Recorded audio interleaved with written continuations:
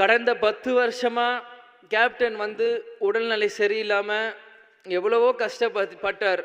ஆனால் இந்த 10 வருஷமா வேற யாராக இருந்திருந்தாலுமே அவங்க இவ்வளோ தாங்கியிருப்பாங்களான்னு தெரில. நான் தான் ஒவ்வொரு மீட்டிங்லையும் சொன்னேன், குகைக்குள் இருந்தாலும் சிங்கம் சிங்கம் தான்னு.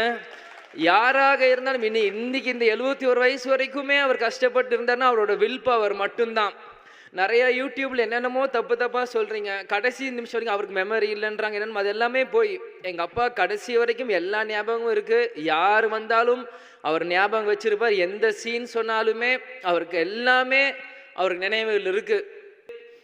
ராசாத்தி ஒன்னையிலேருந்து அம்மன் கோயிலுக்கு எல்லா பாட்டுகளையும் அவர் கேட்டு அவர் ரசிச்சுட்டு இருந்தார். டிசம்பர் 25 இது யாருக்கும் வெளியே தெரியாது, எனக்கே தெரியாது. எங்கள் டிரைவர் குமாரனும் சோமனும் தான் சொன்னாங்க. அப்போ சிசிடிவியில் பார்க்கும்போது அவர் தாளம் போட்டுட்டு இருந்திருக்கார்.